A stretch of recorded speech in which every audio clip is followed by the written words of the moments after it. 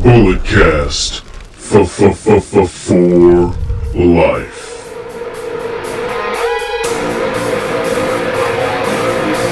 Get up! This is a revolution. This is our time to rise. Look deep within your mind. Look deep into the hate in my eyes. We are the elite, and you are the weak. No matter how hard I fall, I'll get back up on my feet. Red alert, this is gonna hurt. When your face is in the dirt, you'll know your death is what I seek. We are the elite, and you are the weak. Yo, what's going on, ladies and gentlemen? It is I, the microphone beside Phillip Brandon, joined by the Canadian Destroyer, BT Brandon Tanguma. We are here to recap another week in the world of professional wrestling. What's going on, man? What up, everyone? We're here. We're back. Both of us off the heels of a trip down south to LA. Nice to see we all made it back in one piece because it's scary down there. Why is it scary down there? What happened? I don't know. I see the news.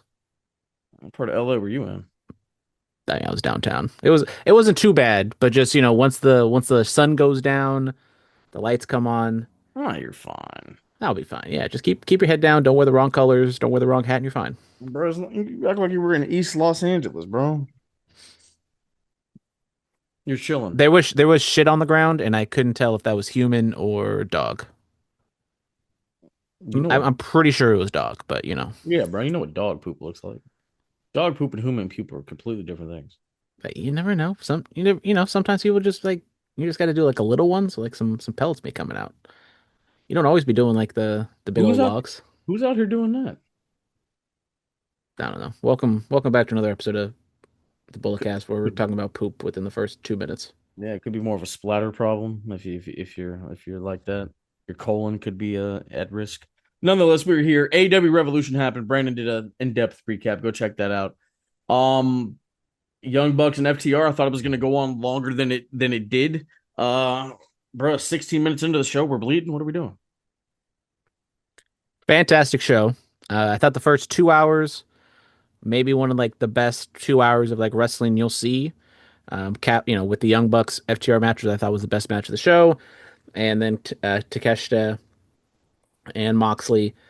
Then it's an AEW pay-per-view. It's going to go on way too long, but everything was good, like you said. If you want like my in-depth review, I guess you can go to Under the Radar. But we'll be talking about this show later on, and obviously the main event was polarizing because there was a lot of blood, a lot of stuff going on, and Hangman can no longer challenge for the championship, which I think they're gonna worm their way out of. Because Tony Khan even said like, "Oh yeah, this wasn't like an official stip. This was just a handshake agreement." So they're already laying the foundation for this to be not upheld. Why don't they just do it while MJF is the champion? But yeah, man, I saw people work let me get to the Texas death. Crazy. They have three classic Revolution matches, really. Because he wrestled CM Punk at Revolution, right? Yep, and we had a kind of mini dog collar match within the Texas Death Match. He did the dog collar match. He did that 60-minute Iron Man match with the D-Bry, and then this. MJF is the king of Revolution. I'll just say it like that, man. Dragging through glass, sweeping the ring, cleaning it, the injection shot. I was like, okay, the barbed wire, the Terry Funk tribute tights. It was wild. What a 30th birthday for Maxwell Jacob Friedman. Happy birthday, MJF. Yes. I think other 30-year-olds probably wouldn't want to be a bloody mess on their 30th birthday, but he's a different breed. I almost was. But no, I mean, I don't now the qualms with the show. Like I said earlier, why are we bleeding 16 minutes into the show?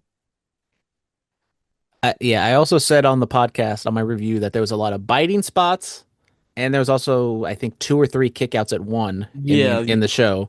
You can't be doing that. And so there was kind of a lot of repetition because like this wasn't even like me saying it. Like I was like the fans behind me were like saying like, why is everyone biting? And it was true. It's not just you saying it. Everybody. It's not just everyone saying it. Yeah. Bleach Report says it.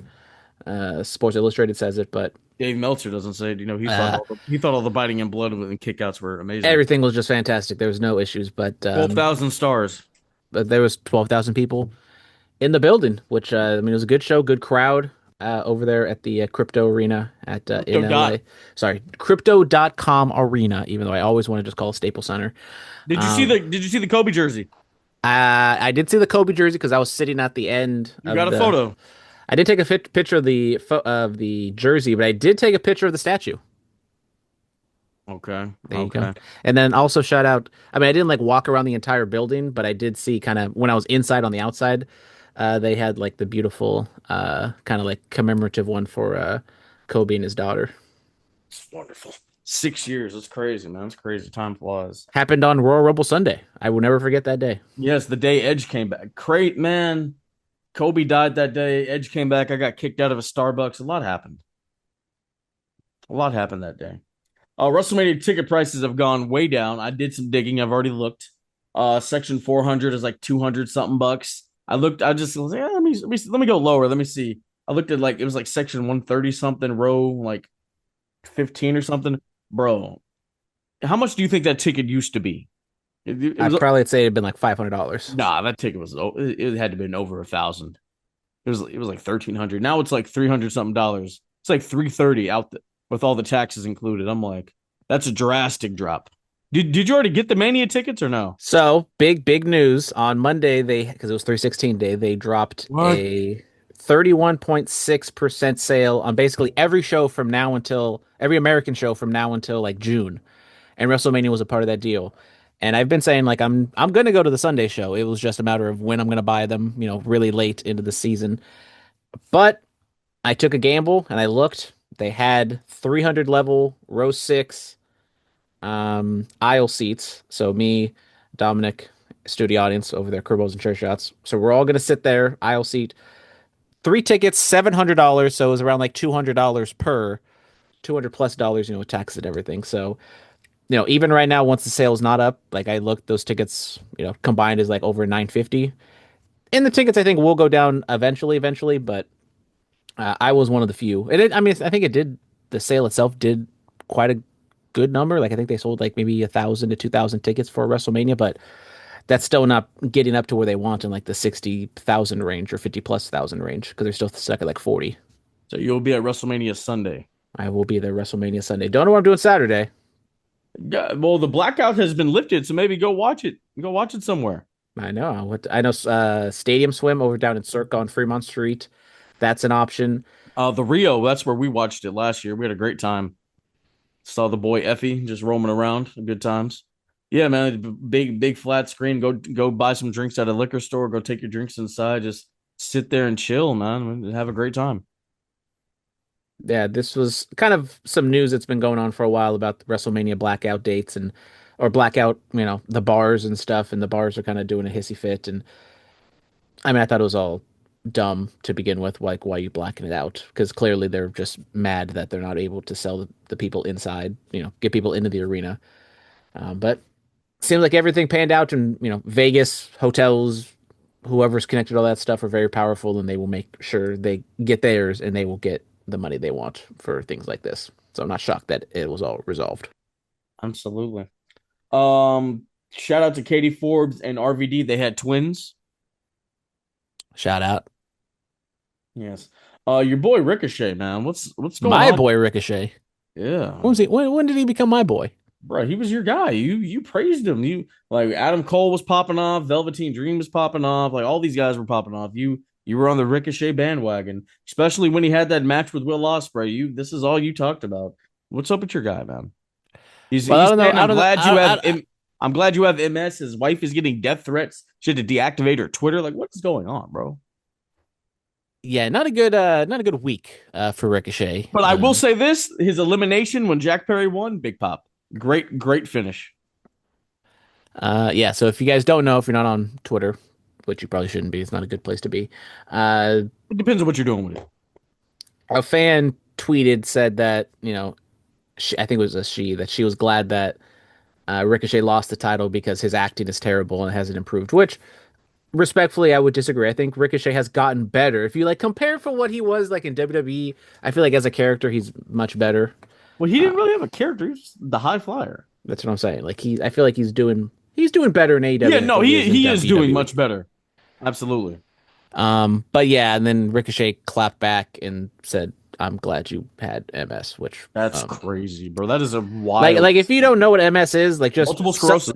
yeah, just like substitute that for cancer. Like everyone knows like what cancer is, and if you were to say that, like legitimately, people would not like that. So, luckily, Ricochet, I mean, it was up for quite a while, I believe, and then Ricochet finally came to his senses, took the tweet down, and then apologized. Bro, that doesn't matter, bro. There's screenshots all over the place. Yeah, but that's why sometimes there should be like a filter or a setting on Twitter where you just like you press the post button, Do but then you want to post this? there's a 30-second countdown, and then you just gotta wait and just mull over it and be like, do I really want to send this? Do I really want to put this out to the thousands or millions of people that's gonna see this? Crazy, bro. Yeah, he's been in hot water. I assume he probably got a talking to from AEW management. There's a fine line between being a heel and being a dick and just like not a good I don't know, person. bro. I once saw MJF. He was at a meet and greet with a fan. Fans in a wheelchair. He's like, "Oh wow, look what I can do!" And he stood up. I said, "No."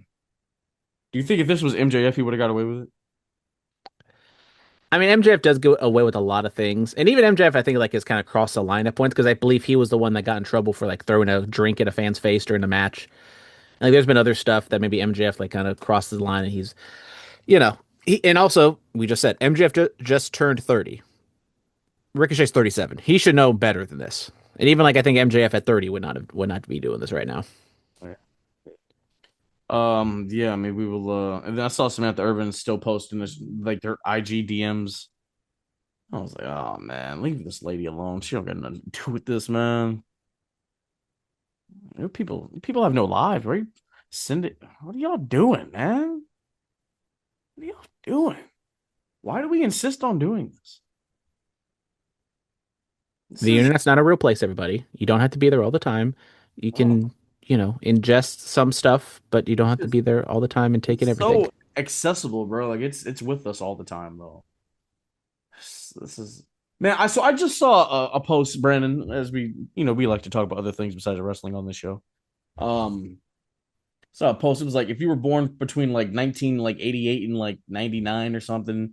Uh, you were like it was the best generation to grow up in. You were the last to experience life without like technology heavy, but then we were the test dummies, the guinea pigs for it.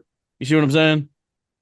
Yeah, I mean, I'm a couple years older than you, but I feel like we're that perfect blend of old school and new school to where like, we grew up with technology, so like if new stuff comes out, we're pretty good at being able to adapt and figure it out, but then also, we were able to live life without technology. And if you think about Yes. like the kids these days, like, I work at Nike, so like there's a lot of kids who are like 10 years younger than me, and they would have grown up in the late 2000s, early 2010s when pretty much, the internet and technology was like in full swing, and like the first generation iPad kids basically. Yeah, man. Because like when we were kids, like we played video games and stuff. Like I'm kind of bored. I'm tired of playing. You guys want to go outside? Like stuff like that, man. We could put our phone. Hell, we'd be lucky if one of us had a phone. I mean, I, Like, I I had a flip. I don't know if I still have it, but I had a flip phone when I was in sixth grade, just so I can talk, call my parents to pick me up. It had no internet. It was just literally a flip phone to like call or text people. it was what a phone was used. Bro, I saw a payphone And then I yesterday. got my LG chocolate right here, a little slide up action. When this thing slid up, you could text with it. Oh, Yeah. sheesh. I saw a payphone yesterday, Brandon. And did it work? I didn't even try it. I should have. I should have tried it. But yeah, man, guys, internet's not real. Leave it alone and stop coming after these people, but leave these people alone. God, she didn't even do anything. She's just married to the guy. Jesus. Leave these people alone. The Bella Twins signed a 2-year deal with WWE. I mean, good for them. I mean, is this like wrestling 2 years or just like, associated with them for two Bro, years? So it'll be they're gonna win the interesting. tag titles. Then Bree's gonna be the world champion. Nikki's gonna be the WWE champion, and we're gonna send off the Bellas the right way, bro. Bella versus Bella. Hopefully, Undisputed WWE Women's World Championship. yeah, hopefully we don't have Nikki saying, I wish you died in the womb like we did 10 years ago. Oh my God, do you remember that one? I I do wish you remember that. died in the womb. because I'm lucky enough to see Stephanie McMahon's last singles match ever, her and Brie Bella. Bro, I was at the match that they had. It was Brie and Nikki at what you call it? Hell in the Cell 2014. Yeah, I was there for the big match, for the big Bella match. The big blow off. Yeah, right. The big Bella blow off. Santos Escobar, he's having surgery to repair a torn bicep. He's been wrestling with it. He's been doing that stuff down in AAA. Shout out Dominic Mysterio, retained the AAA Mega Championship. They redesigned it also.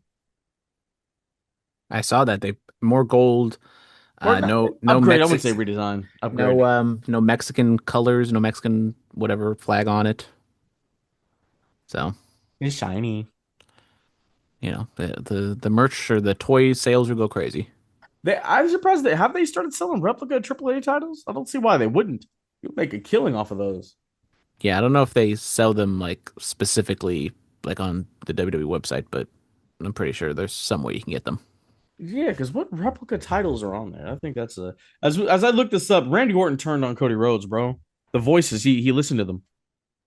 Yep. It finally I mean, I think there's clearly three ways you could have told this story. Either they go both babyface or one of them has to turn. And I think at this point, Cody or Randy turning is probably the better option because you don't want to, blow your load, and you don't want to have Cody turn heel because you can never have him turn heel for the first time ever again. So I think you want to save that, keep it close to the vest. Eventually, it'll happen, maybe within like the next year or two. But it was a strong angle, and strong enough to where Randy can't go back to being a face quickly. Like I think he can turn, like let's say SummerSlam rolls around, we could still have like babyface Randy Orton, but he can't just like snap out of it. Um, but I thought it was Let it rock, bro. Let it rock.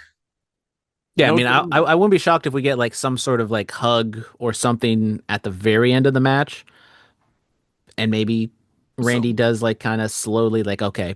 That was out of line. I crossed the line, but I was just a little desperate because I wanted to win the title for the 15th time. well, basically, man, what I'm looking at, as I really looked up replica championships, is crazy, bro. You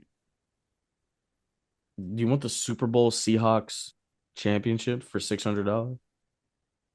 I mean, as long I thought it was going to be $1,000. What So do you okay? What do you think is the most expensive? There is one for $1,000. Jesus, there's one for um, $1,999 or $1,099. Which title? What superstar do you think that belongs to? is it like a John Cena like like spinner belt replica or like authenticated replica, Yes, whatever they call yes, it? it is. Yeah. The Tribal Chief 16. Bro, they brought back the silver ECW. Or no, are you serious? You've got to be kidding me, bro. They brought back the replica of the silver ECW title. You know, I had to have this specially made. Well, That's crazy. Well, I mean, I got it specially made cheaper for what it's going for on here. But yeah, back to the Randy Orton thing. I think Randy was always gonna do this, man. He just like it was basically like, hey, whoever the champion is, they gonna get this work. It just so happens to be you, you know. And bro, this is the third year in a row Cody's been beaten down on the road to WrestleMania. The first time Dwayne did it, we were like, oh my god. And then obviously when Cena did it, the shock. But yeah, man. And this is why blood is so effective, man. Even if it's the same guy all the time, like once a year, it doesn't happen often. So when you do it, boom, it has this effect. Like Randy beat the hell out of him, bro. Like, shout out Big Toko. He was in the building. I should have asked him, like, what was it like to see that live? Because man, like just I'm down. I'm down for it, man. I heard somebody say, you remember when Ric Flair was on the retirement run in WWE. The next time I lose, I'm done. I know Randy's not going to retire for quite some time, but somebody threw out like, Randy, he wins a title and when he loses it, he's done. I was like, that's a nice story, but like Randy, I don't think he's going to be done for quite some time. But yeah, man, I mean, we're back and everybody's like, oh, 09 Orton's back. Man, y'all don't talk about 2020 Randy Orton enough. That motherfucker. I'm a RKO Edge. I'm a crack his skull open. I'm a RKO his wife. He was 2020 Randy Orton was up there too. The low blowing legends getting He what turned the lights off, put his night glasses on, and yeah, attacked Ric Flair. and Ric Flair, Big Show, and Mark Henry. That man was different, bro. But I'm excited, man. I'm excited to see this. And Orton did a segment on Raw. We're gonna talk about that. And then what you call it? Trick Williams defeated Jacob Fatu. That's another thing. Drew McIntyre, he's out there talking about what happened. Jacob comes out there and is like, I screwed you, and then Drew quits, and then later on in the night he comes back and helps Trick Williams defeat Jacob Fatu. What do you Trick Williams massive victory? I mean, big victory on paper for Trick beating Jacob, just because Fatu's been kind of like protected. He's not losing a whole lot. But I mean, you should have seen it coming that something was going to happen in this match, whether it was going to be Drew coming back or like a disqualification or something, because there's no shot they were going to do like So a clean win for either one of these guys. I heard, I think Sam Roberts said this. Shout out to not Sam. He said, "What do you think about this, man? Like Drew, like he quit, right? So like they're like, all right, we'll give you a match, but it's not sanctioned under WWE, and they do it at WrestleMania or whatever. And let's say Drew tries to come back to work. It's like, no, man, you quit, right? You're done. And then what if yeah? And then I throw this in there. What if Drew like his they have connections to what if Drew did you think Drew would do like a little indie run for the story or no? I mean, Go to the UK like ICW where he was popping off, make an appearance in TNA because they have that partnership. Like, hey man, I quit WWE. I gotta work somewhere. Basically, it could happen, but I doubt basically it. like when Punk quit WWE with the title, if he had actually gone and defended that thing somewhere, like because AJ Styles did that in TNA during when he was about to leave when he was a TNA champion, he actually went and defended it in like Mexico and shit. I think that'd be cool. But what do you think? I mean, it could happen. I doubt it. They did tease a little bit of Nick Aldis possibly, getting back into the ring with him and Drew kind of going back and forth a little bit. It's something that's kind of been simmering in the background for quite a long time. I Make it don't a know if, SummerSlam match. yeah, I don't think it's gonna happen at Mania because I think it's gonna be Fatu and Drew. But yeah, Bird, do it at SummerSlam if Drew beats him and gets his job back. Extend it out for that long. And I mean, Randy did put his hands on Aldis, so Aldis is probably gonna have to, deal with Randy and the repercussions of that. And Oh, remember when he RKO'd him, he fined him like what was it, $50,000, and then Randy paid 100,000. That was for the next time, and then he RKO'd him like a year later. there you go, long-term storytelling. Yeah, yeah, right. The Bella Twins return on SmackDown. They want those tag titles, man. Yeah, we've been waiting for the Bella Twins to come back, and they finally did. And shocker, they're in the tag team division. It was fine. It seems like clearly they're setting up like kind of a get everyone on the card That's the multi-team real. match. That's the real day to go to. Whatever day that match is on. I mean, I saw the Bella Twins tag match with against AJ and Paige, so I got to see another one. WrestleMania 31. Huh? That was they was cooking with grease back then. From what I remember, it was pretty. I mean, WrestleMania 31, one of the best. It's a underrated WrestleMania. That's what's giving me hope for this year's WrestleMania. I know it's different because it's two nights, but there was not good vibes going into 31, and they ended up pulling something out their ass. Dude, Maybe they can do it this year again. I don't know. I don't know, bro. I mean, well, we, I don't know. We'll maybe next week we'll go and look back at like manias of the past and like the hype, what was surrounding the hype, and then how it actually delivered and all that stuff. Maybe we'll do that next week. We haven't done like a mania draft, not draft, but tournament in a while, man. We did like Well, everything you could do, huh? we've been doing this long enough. We kind of did everything. Oh, well, we'll think of something. We're talking about Dominic. Sexy Red returns to NXT at Stand and Deliver. Shawn Michaels over there dancing to that Sexy Red song. That about to be the new theme. I mean, there's like a little TikTok thing going around of like Sexy's new song, and it's like just edits of like 90s Shawn Michaels dancing and like doing his little strut down the stage. Dad, what were you like in the '90s, I won or competed in a kids competition, and I have the trophy right over there. bro? Iris, by the was it the Goo Goo Dolls? That song has had new life now. I mean, that's what TikTok is. It's just old songs and, these kids discovering songs that have been around for ages and like, Yeah, oh, maybe this old stuff is actually pretty good. yeah, yeah. I saw somebody posted. that song for a Melanin Mafia video, on the Melanin Mafia page. Very, very distraught about that. Claudio Castagnoli signs with CMLL. He has a dual company ship. Yeah, I mean, not shocking. He is the CMLL champion, world champion. So, good to, I guess, have him on under a dual contract. But yeah, Mystico was declared all elite on Yes, Revolution. congratulations to him, the original Sin Cara. Yeah, which I talked about on the recap, which was interesting because Mystico is like the guy down there in CMLL. I doubt it's gonna be full time AEW because I think CMLL's a lot of their big shows are on Fridays, so that's a day that AEW doesn't run. So CMLL can still have Mystico for their big shows, and he can still be the top draw there while doing more dates in America for AEW. Yeah, they don't run anymore on Fridays. Unfortunately, yeah. RIP Rampage. Rampage. Yeah, I mean, episode 2 was the greatest episode of Rampage in history. Yeah. All right, Mm. Monday Night Raw. Roman Reigns is there. He's talking with the Usos. It gave me old school Bloodline vibes, man. They're in the office, they're talking and stuff. Roman says, "Hey, man, the world can call me a part timer. I'm a full time dad. That's all. That's all that matters. That's my real legacy." I was like, you know what?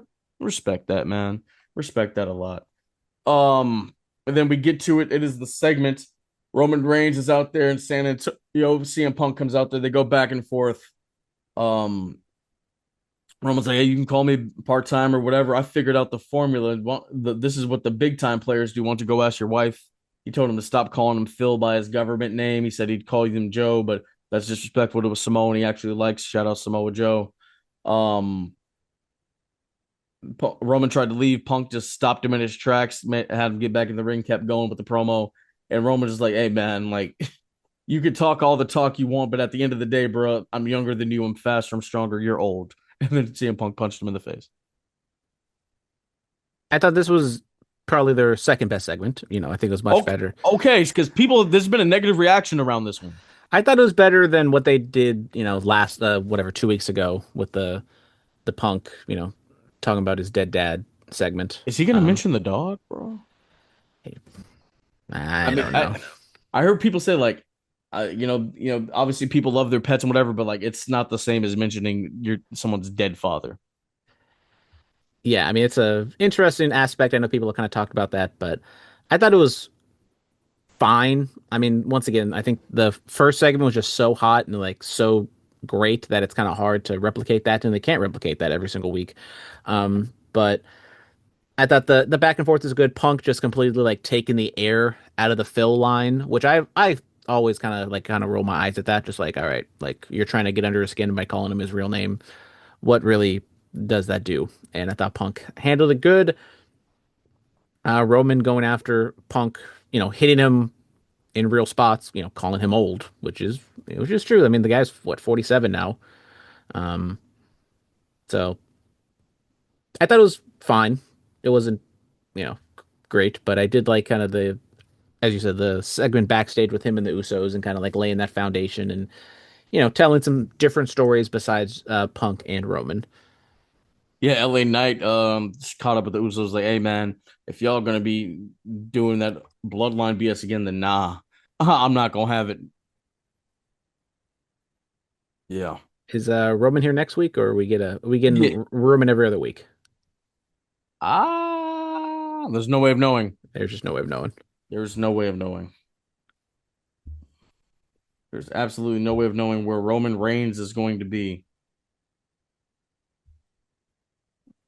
Let's see. That schedule's out, right? All right, so according to Google AI, which it would never be wrong, he's going to be there next week, the 23rd, and the week after that at MSG, the 30th. And then he's taking a couple weeks off, and he won't be back until the Go Home show, which is April 13th in Sacramento. Bro, speaking of Sacramento, TNA's coming to Sacramento in May. We should go, bro. I've never I been to. saw that. I've never been to a TNA show. There was a slight time where I was really hot into it back in like early 20 when they did the Bound for Glory in San Diego, I think, or LA. I thought about going. I didn't go. So yeah, TNA is the one like major company I've never really seen. I guess I haven't seen ROH either, but I mean, if you've been to an AW taping and you saw, oh yeah, I guess I did. I saw some ROH tapings, so that yeah, counts. Yeah, so I mean that's the last one. I say we do it, bro. I say we go check that out. Randy Orton had a segment on Raw. He was supposed to be doing an interview with Michael Cole. He's on the phone with somebody, and then he tells Michael Cole, "I've been reminded of who I am, and wrestling has more than one royal family." So Ted DiBiase Jr., bro. He's shout out to Ted DiBiase Sr. He's gonna be at Lodi Con. Should we go see the Million Dollar Man again? Sure. I don't think Ted DiBiase will be the guy who Randy called and will show up. Is it his dad? Is it Ric Flair? Where's Dustin Rhodes been? I know he's been recovering from surgery. Get him on the show. Is he that? He's still in a contract, so it's not going to happen, but it would be Yeah, funny. is Flair still under contract? That one was always weird because like it wasn't him, it was the energy drink he was working with was the contract, and then like ever since, I mean, the Woo Energies aren't on AEW anymore, so I would assume he's free to do whatever he wants. Oh, I I say we don't know. do it. I say we do it. Oba Femi lays out Brock Lesnar. Seth Rollins is out there with all his masked men. Paul Heyman is out there looking absolutely reckless. He says F5. Or no, yeah, yeah, F5. Brock Lesnar comes out there. Then Oba Femi's music hits and he lays out the beast, foot on chest and all. It has been made official for WrestleMania. The ruler takes on the beast incarnate. Black Twitter was having a field day with this one. Kofi's like, "Oh man, he gonna avenge us." Yeah, I shot Kofi. He said what he said the quiet part out loud. Because But anytime a black athlete has any success, dun dun dun dun dun. LeBron may want to hang it up before he hears that on the court. yeah, I mean, Brock's a beast even in his older age. He could maybe mess around and get a double double. What basketball player just retired was a Chris Paul? Yep. See, you know why? Dun dun dun dun dun. Telling you, man. We hell of a spot, bro. And then somebody did the math. Brock Lesnar is the same age as Hulk Hogan was when Hogan was wrestling Brock back in the early 2000s. I mean, they look completely different. I mean, we see that stuff all Well, the yeah, time bro. of like, what Hulk Hogan looked like, or like, some of those like Arn Anderson, like God bless Arn Anderson, like what he Arn, looked like when he was like Arn Anderson 31 compared to wrestlers now. Arn Anderson looked 42 at the age of 27. Like it was crazy, bro. Like there's just guys that will look But then 45, no matter if they're 25 or 65. the thing is, when they actually are that age, they still look the same. That's what I'm saying. Yeah. Them road miles, brother. Like, bro, I was watching some world class, bro. It was like 84. P.S. Hayes was like 23. I'm like, there's no way this guy was. Which, have you ever actually watched the P.S. Hayes, man, bro? I mean, I've seen like I think maybe more I've seen some Mid South stuff, but Have you ever like actually like watched I mean, I P.S. don't know what would watch. I mean, he's like all over the place. He's doing his Yeah, own thing. P.S.A.s was something else. That's all I'm gonna say. That's all I'm gonna say. AJ Lee retains the Intercontinental Championship against Bailey. Great match, and then Becky Lynch attacks AJ Lee. Yeah, I saw the match with AJ and Bailey. Nothing too spectacular, but maybe it was just kind of one of those things of, you know, either AJ, Bailey, or both, just wanted to wrestle each other, and who knows how long AJ will be in WWE. So they, got this match out the way. And then Becky attacking AJ, clearly we're, going down to rematch at WrestleMania, probably some sort of stipulation, maybe title versus career. Like I said, like I don't know how long AJ is going to be around for.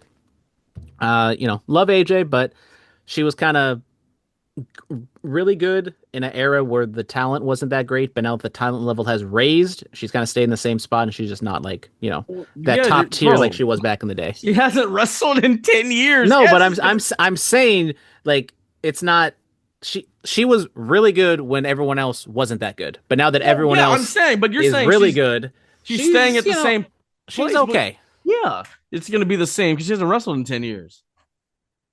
Well, I mean, she could throw out some new bells and whistles. I mean, we'll see. But Pentagon retains against Dragon Lee, and then Natty defeats Maxine Dupree. That's the end of Monday Night Raw. It's going to AEW. yeah, show after Revolution. Will Ospreay comes out. This was in Fresno, so shout out Fresno. Um, Will Ospreay takes on Blake Christian. Interesting to just have Will Ospreay wrestle, kind of unannounced right after his return and having neck surgery. Maybe he could have built this up a little bit more. Maybe make Osprey wrestling a bigger deal. But he goes out there, has a perfectly fine match. Maybe shouldn't be going 50-50 with Blake Christian when he comes back, but that's just the AEW specialty. Osprey wins. Then he calls out Moxley. Moxley comes out. They get into a brawl.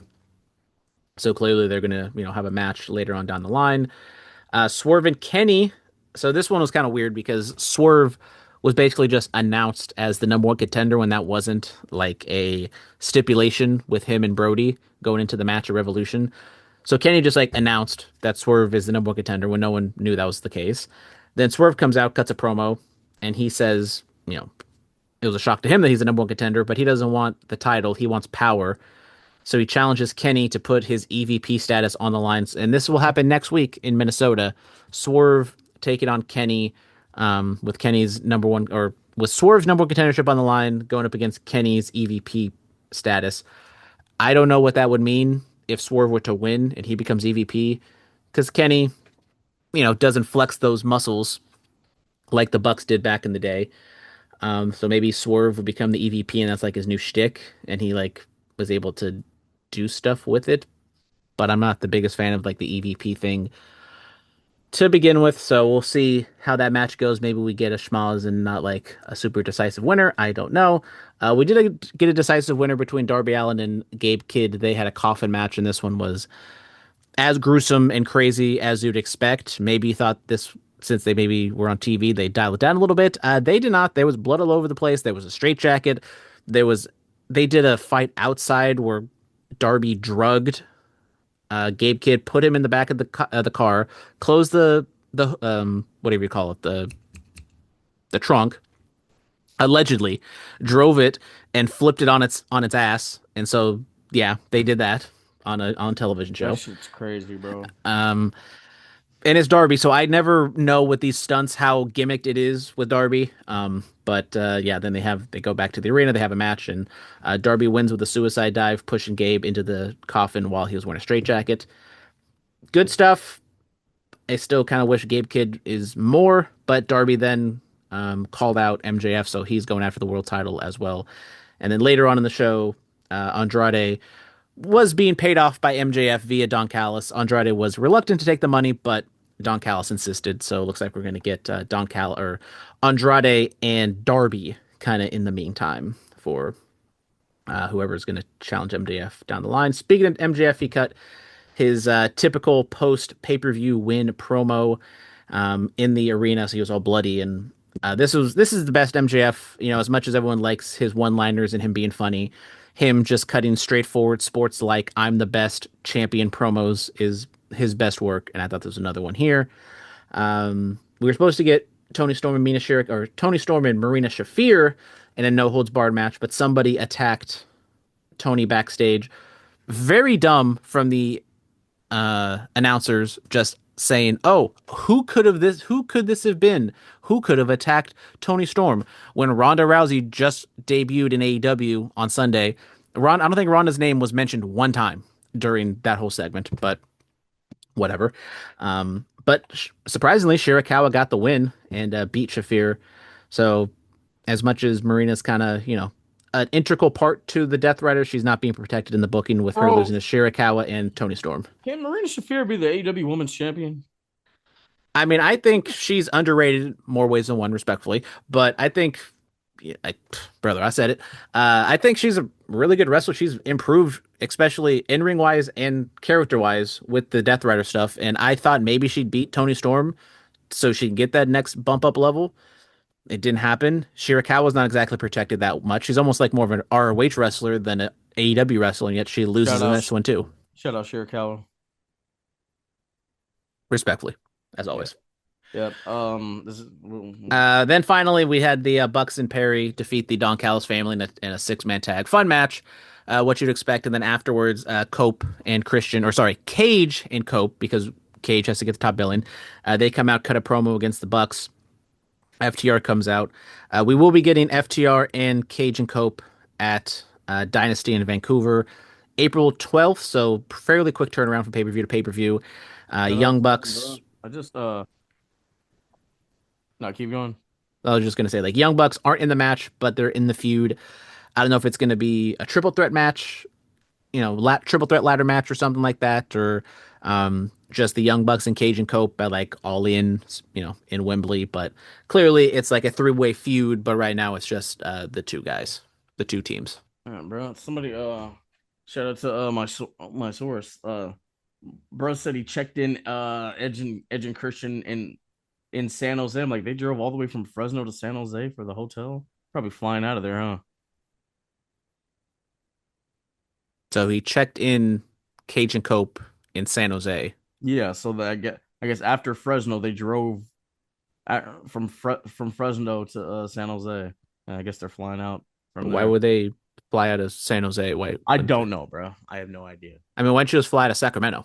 Or I don't know, but these are the things that I know I all hear. right, Right. Ladies and gentlemen, a lot of wrestling is going on this week. Friday, big time wrestling is happening in Newark Pavilion.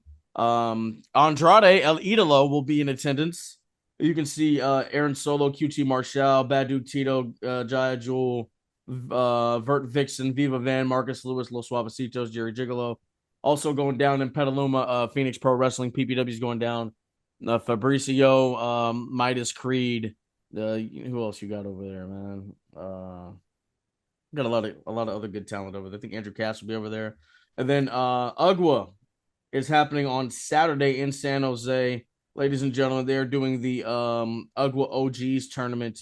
You can see Dave Wasted, Bushwick Balls, Dave Dutra going up against Pong. You got Dante Daring going up against Sir Michael Windsor in a non-tournament matchup. And then, of course, you have Oasis Pro happening this Saturday, 1275 San Pablo Avenue at the Oasis Pro Dojo. You got a lot going on. Who attacked Mia Sweets? We will hear from the new general manager, Stray Dog Oak. Simone Reaper versus Dante Daring. It is the start of the trios tournament, the Three Kings trios tournament. Mob versus the trio. Melanin Mafia with no Sancho going up against AD Cass. And then, of course, we will hear from the Melanin Mafia and what's going on with their stable. Go check all that out and more. You don't want to miss it. Thank you guys so much. As always, be safe and stay dangerous. Yes, sir.